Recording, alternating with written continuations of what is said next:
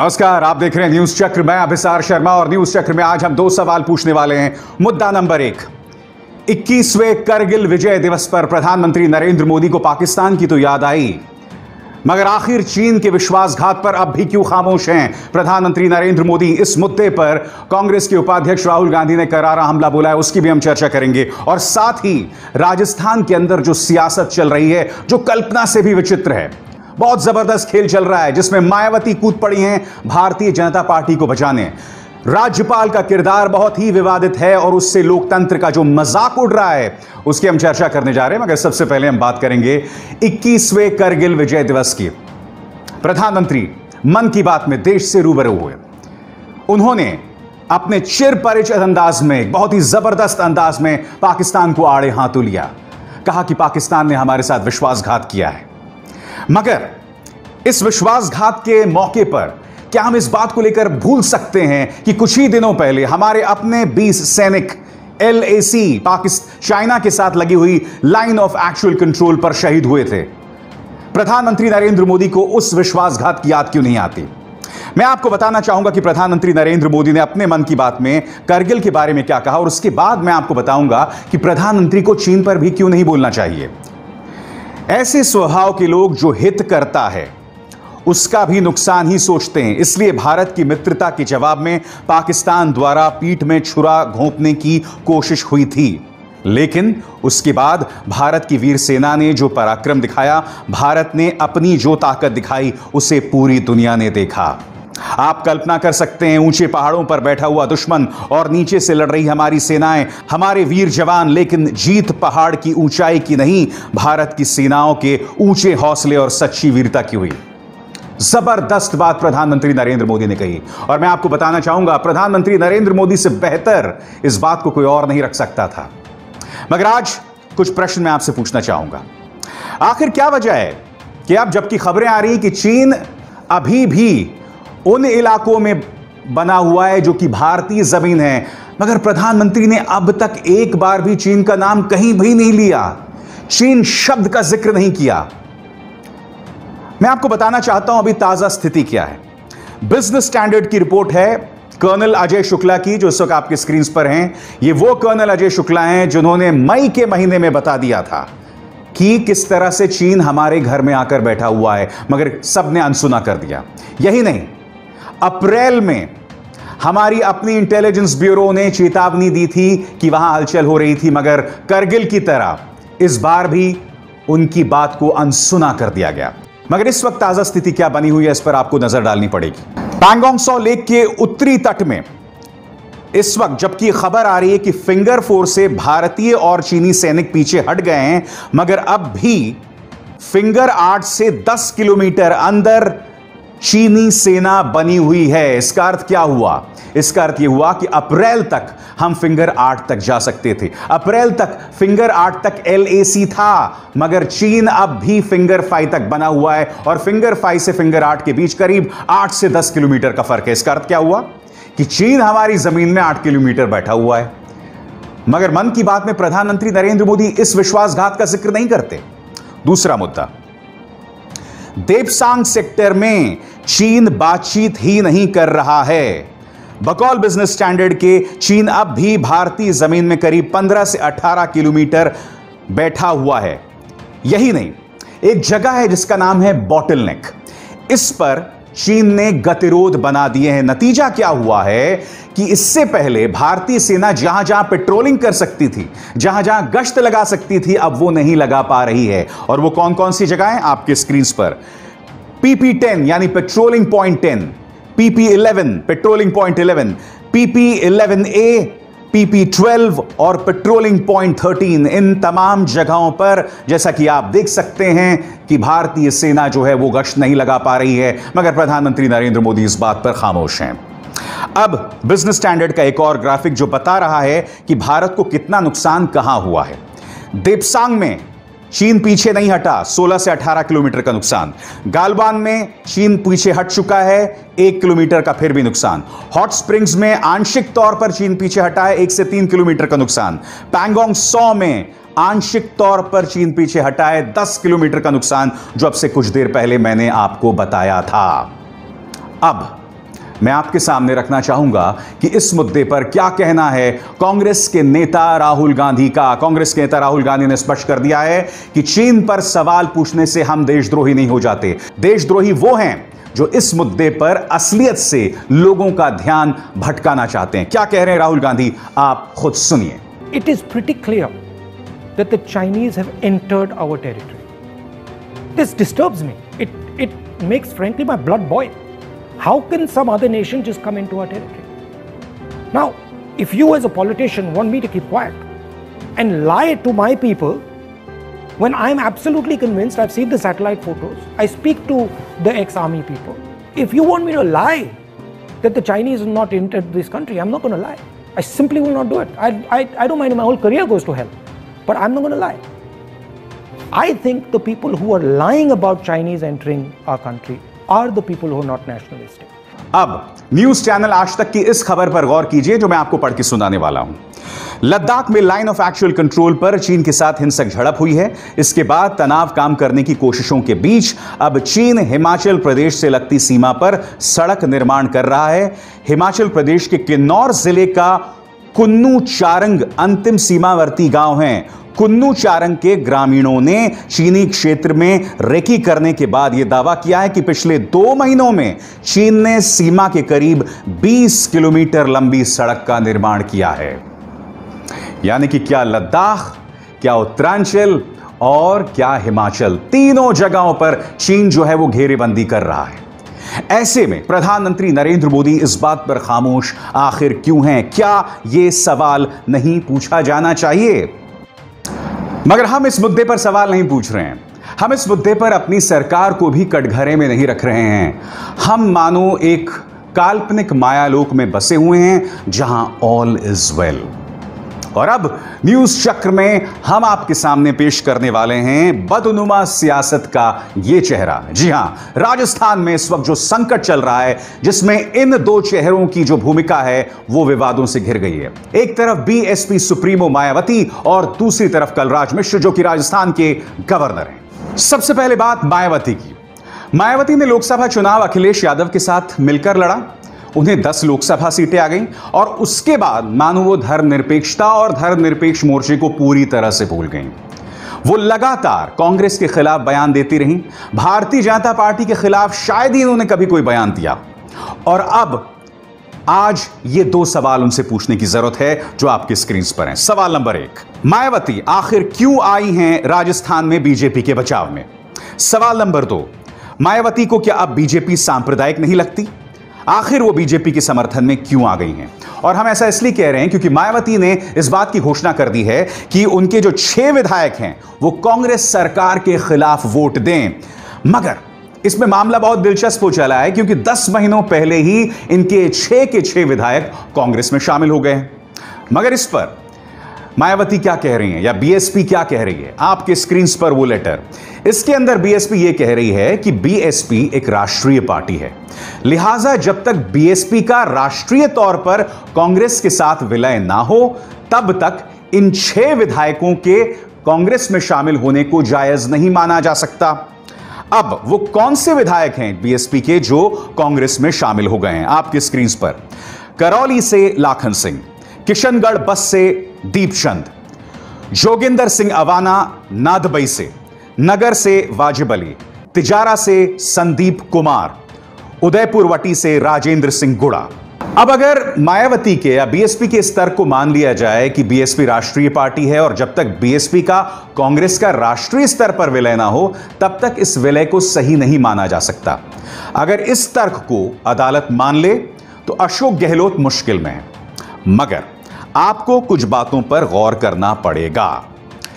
आपके सामने मैं 2 राजनीतिक घटनाएं पेश कर रहा हूं और दोनों मायावती की इस दलील को गलत साबित करते हैं। वो कौन सी 2 घटनाएं हैं? पहला, जून 2019 में 18 में से 12 कांग्रेस विधायक तेलंगाना राष्ट्र समिति में शामिल हो जाते हैं संविधान के 10वें शेड्यूल के अंतर्गत। फिर उसके कुछ महीनों बाद जुलाई 2019 में गोवा में कांग्रेस के 15 में से 10 विधायक जो हैं वो बीजेपी में शामिल हो सकते हैं। इससे भी वैध और मान्य करार दिया गया था। इसका अर्थ क्या हुआ कि हमारे सामने दो नजीर हैं, दो मिसाल हैं जो यह साबित करती हैं कि अगर कोई राष्ट्रीय दल, किसी राष्ट्रीय दल में उसके विधायक शामिल भी हो जाएं, उसे मान्य माना जाएगा। यानी कि मायावती की दलील यहां पर पूरी तरह से बेमानी साबित होती है। और ऐसे में कुछ सवाल पूछना बहुत जरूरी हो गया है। मायावती पिछले कुछ अरसे से बीजेपी पर कम, कांग्रेस पर ज्यादा हमला कर रही हैं। मुद्दा नंबर 2, क्या मायावती पर केंद्रीय संस्थाओं का दबाव है? मुद्दा नंबर 3, क्या उत्तर प्रदेश में बदलने वाला है राजनीतिक समीकरण? क्योंकि अगर आप कुछ पत्रकारों से बात करें तो वो मुझे यह भी बताते हैं कि इस बात में कोई हैरत नहीं होनी चाहिए कि उत्तर प्रदेश चुनावों से पहले बीजेपी और बीएसपी में गठबंधन हो जाए। यह अपने आप में बहुत दिलचस्प दिखाई देता है। इस वक्त अगर आप मुझसे निजी तौर पर पूछें तो मुझे नामुमकिन लगता है, क्योंकि मायावती की अपनी महत्वाकांक्षाएं हैं मुख्यमंत्री पद को लेकर। दूसरी तरफ योगी आदित्यनाथ हैं। अब अगर पार्टी योगी आदित्यनाथ को हटा देती है चुनावों से ठीक पहले, क्योंकि आप जानते हैं इस वक्त उत्तर प्रदेश में लॉ एंड ऑर्डर को लेकर क्या हालात है, और बाद में मायावती और बीजेपी एक साथ मिल जाती हैं, चुनाव लड़ती हैं, तब देखने लायक स्थिति क्या होगी। क्या भारतीय जनता पार्टी एक तीर से दो शिकार करेगी, यानी सत्ता में भी बने रहे और उसके जरिए दलित वोट बैंक को भी साध ले? देखने लायक बात यह होगी। मगर मायावती को खुद से यह बात पूछनी होगी कि बीजेपी का साथ देकर आपको क्या फायदा मिल रहा है बहन जी? तो एक तरफ मायावती जी की बात हो गई, अब हम बात करते हैं राज्यपाल कलराज मिश्र की, जो निहायत ही विवादास्पद है। जी हां, संवैधानिक मान्यताओं को समझने वाले लोगों की जबरदस्त आलोचना के सामने अब जाकर राज्यपाल कलराज मिश्र झुक गए हैं। अब वो कह रहे हैं और राज्य सरकार को नसीहत दे रहे हैं कि आप विधानसभा सत्र बुलाएं। वो साथ में यह भी कह रहे हैं कि विधानसभा सत्र न बुलाए जाने की उनकी ऐसी कभी मंशा नहीं थी। मगर राज्यपाल कलराज मिश्र ने 3 शर्तें भी रख दी हैं। शर्त नंबर 1, आपने अपने प्रस्ताव में कहीं पर भी विश्वास प्रस्ताव का जिक्र नहीं किया है। क्या आप विश्वास मत हासिल करेंगे क्योंकि सार्वजनिक तौर पर आप ऐसी बातें कर रहे हैं? दूसरा, क्या 21 दिन बाद विधायकों को बुलाया जाएगा क्योंकि इस वक्त राज्य कोरोना संकट का सामना कर रहा है? और तीसरा, सोशल डिस्टेंसिंग को लेकर आखिर किस तरह के नियम कानून अपनाए जाएंगे? मगर जाहिर सी बात है, इस पूरे प्रकरण में जिस तरह से उनका बर्ताव रहा है, उनके रवैये पर सवाल उठना लाजमी है। वही बात अब हम आपके सामने एक एक करके रखने वाले हैं।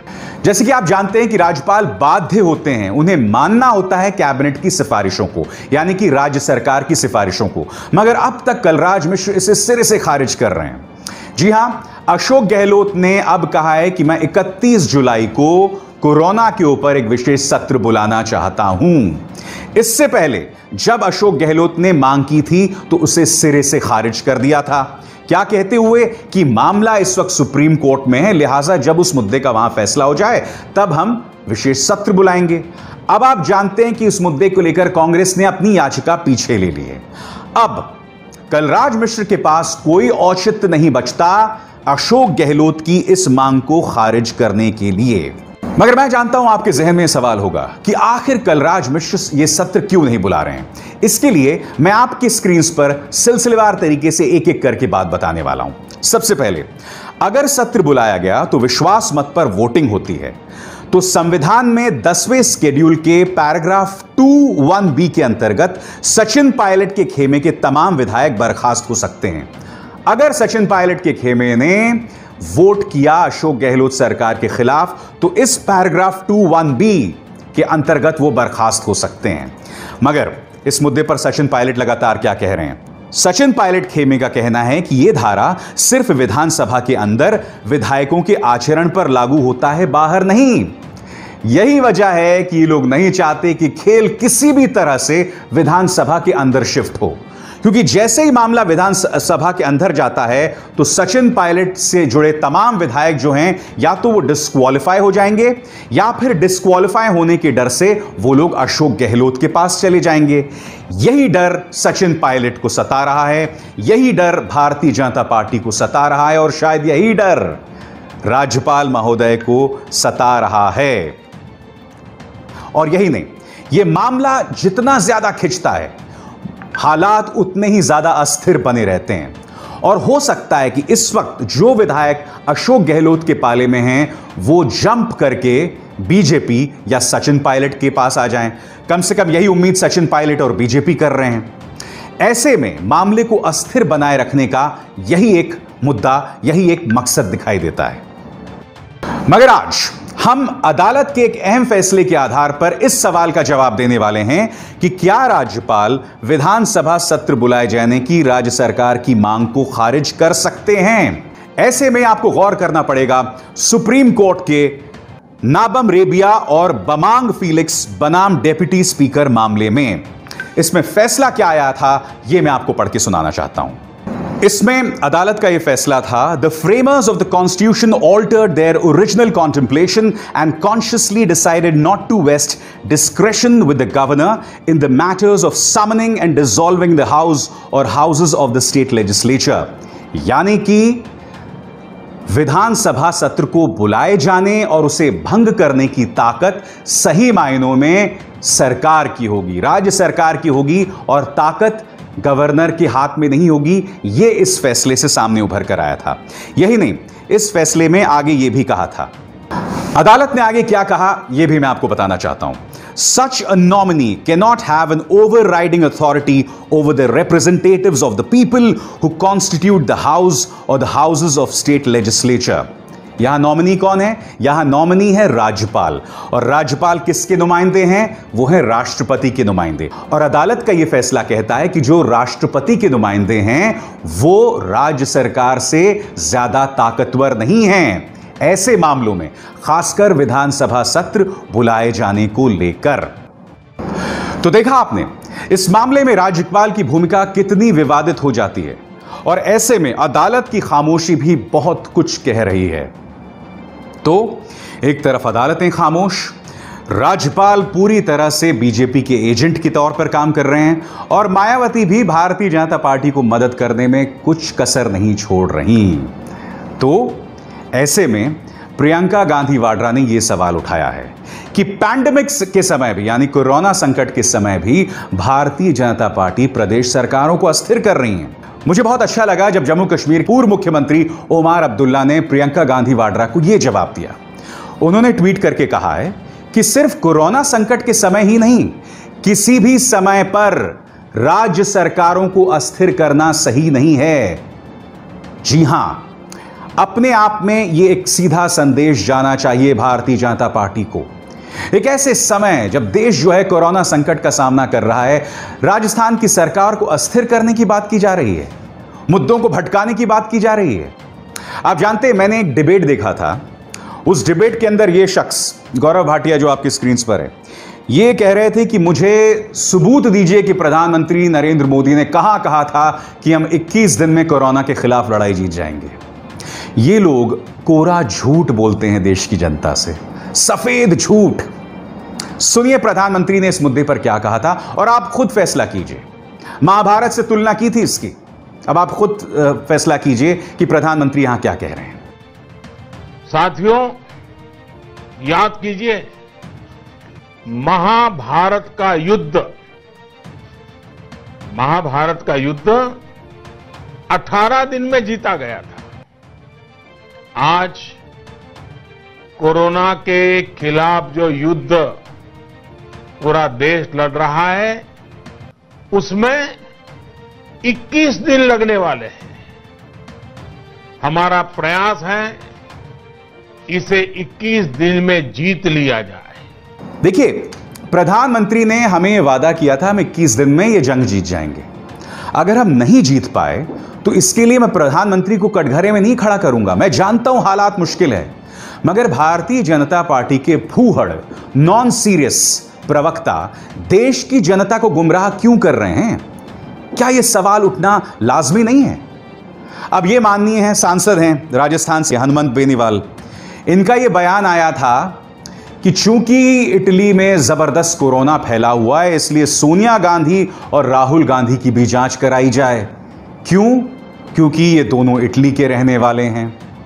अब जानते हैं क्या हुआ है? बेनीवाल साहब को खुद को कोरोना हो गया है। वो क्या कहावत है ना, ईश्वर की लाठी, कुछ ऐसी कहावत है, मुझे याद नहीं आ रही है, और वो अंग्रेजी में भी कहते हैं कर्मा।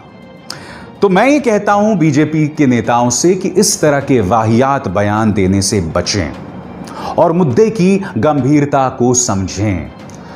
और इसी तरह से मुद्दे की गंभीरता को हम आपके सामने न्यूज़ चक्र में लाते रहेंगे, ये हमारा वादा है।